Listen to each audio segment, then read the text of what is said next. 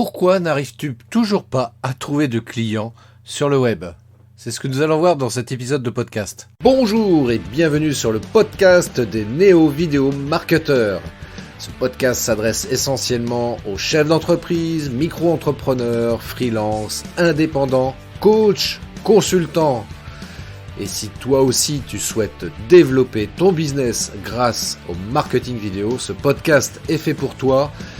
Et il n'y a qu'un seul maître mot, sois unique, pense différemment. Alors aujourd'hui, effectivement, nous allons aborder cette problématique que beaucoup d'entrepreneurs rencontrent, et je pense particulièrement aux coachs et aux thérapeutes.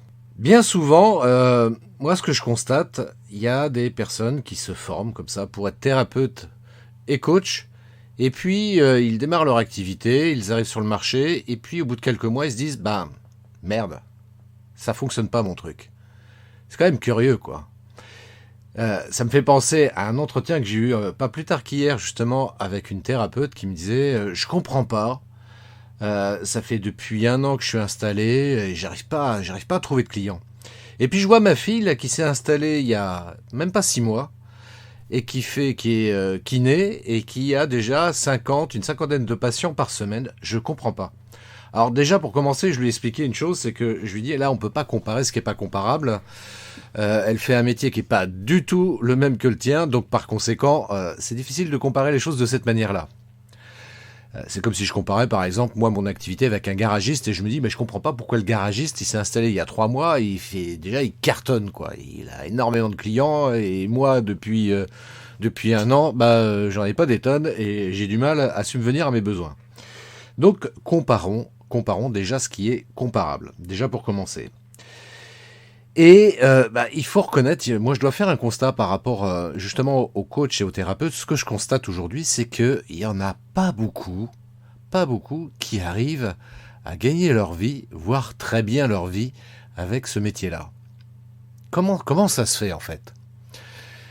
Bien souvent, ce que j'ai constaté par mon expérience au travers des accompagnements que je peux faire, bien souvent, en fait, ce qui fait vraiment défaut pour ces personnes-là, peut-être que tu es concerné, d'ailleurs, toi qui m'écoutes, peut-être que tu es concerné, parce que bien souvent, c'est ce que je leur explique, il y a quand même 2 piliers qui sont indispensables à connaître et à gérer pour le coup. Parce que connaître son métier de coach, évidemment, c'est top. C'est indispensable. Connaître son métier de thérapeute, c'est indispensable aussi. T'es pas là pour proposer un service de mauvaise qualité, bien entendu. Par contre, les 2 piliers auxquels je fais référence, que je t'invite vraiment, si tu es dans cette situation, à prendre connaissance, ce sont la vente et le marketing. Et oui, bien souvent, je me rends compte que ce sont 2 aspects que les coachs et les thérapeutes ne connaissent pas ou peu. Voire même, pour reprendre l'exemple de cette personne que j'ai eu en entretien hier, qui me contactait justement pour faire appel à mes services, et qui me disait comme ça, honnêtement, qui me dit, tu sais, moi les réseaux sociaux, ça me saoule un peu, j'aime pas y aller en fait.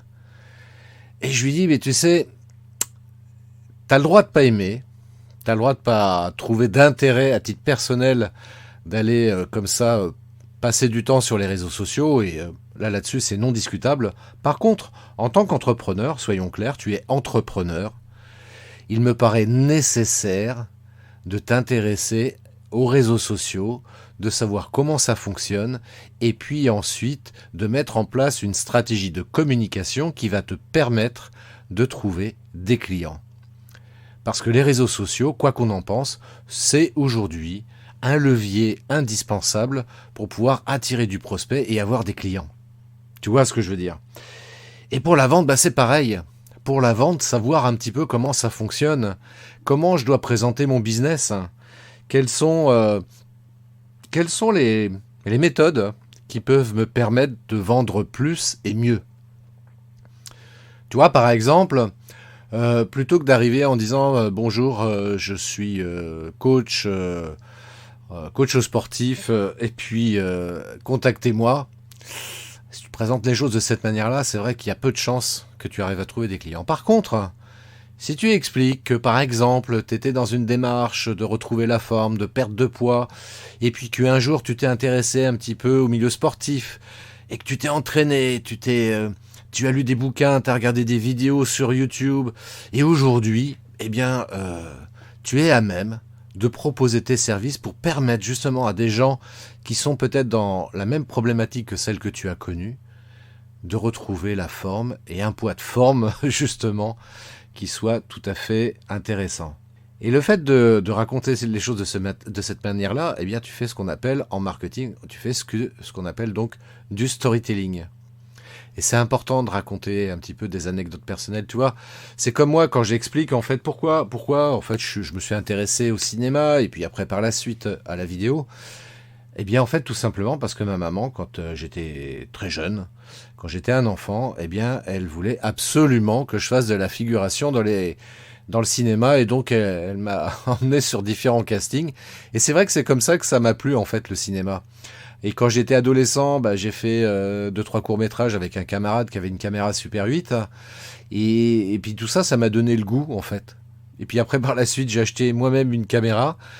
Et puis j'ai commencé à faire des films familiaux. Et puis à commencer à faire des courts-métrages avec des copains. Et puis après, par la suite, j'étais complètement addict à la vidéo. Et c'est quelque chose qui me passionne vraiment, qui me plaît vraiment beaucoup.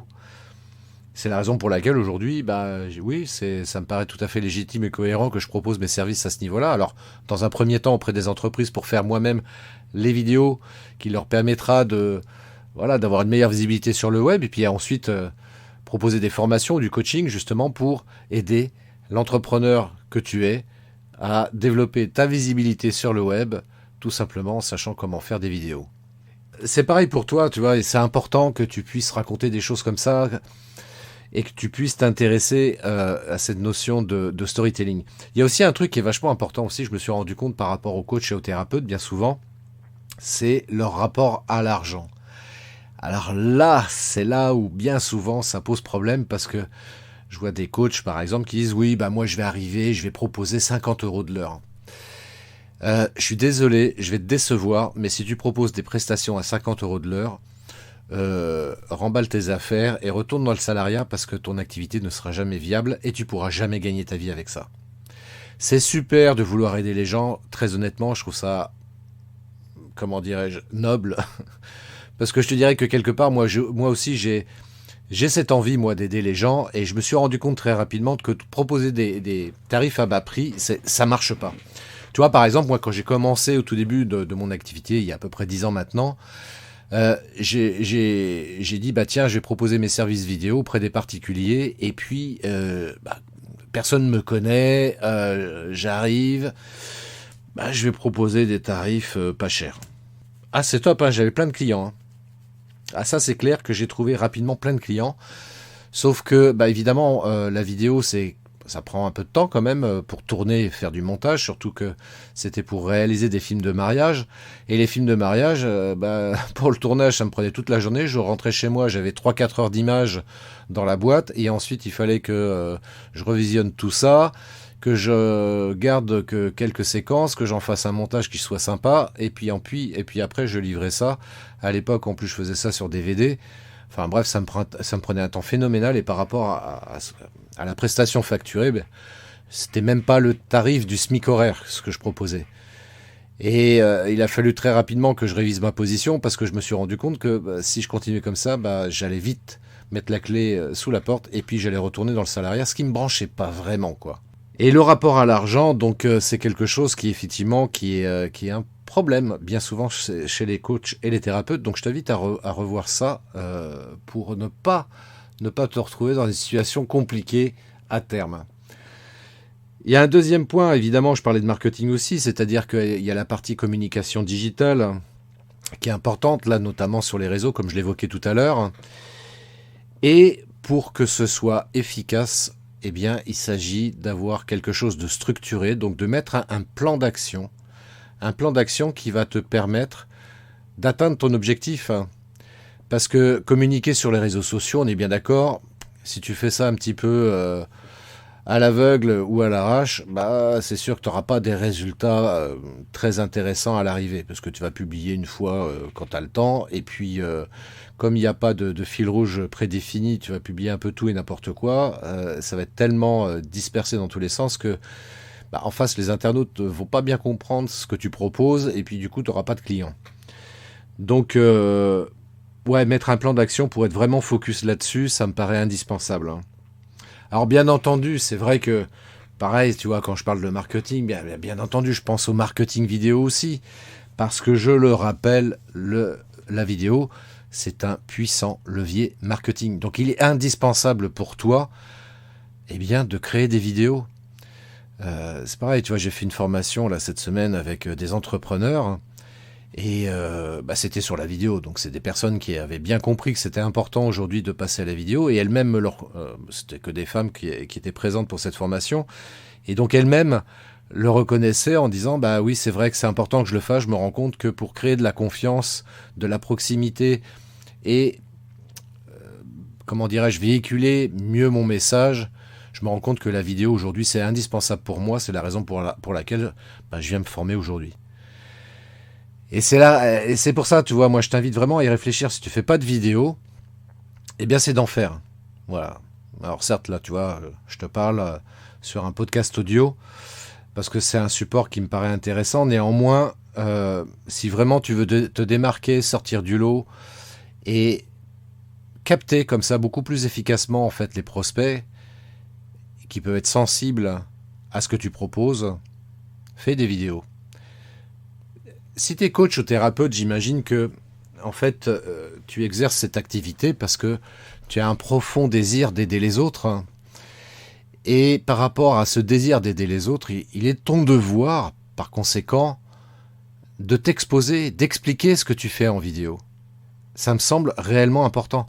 Tu vois, ça me fait penser à cet entrepreneur avec qui j'étais en audit là, hier, et qui elle-même me disait, oui c'est vrai, je me rappelle, j'avais fait une tentative de faire une vidéo une fois, et assez rapidement j'ai eu une cliente qui a été sensible, qui l'a reconnu, qui a été sensible à mon message.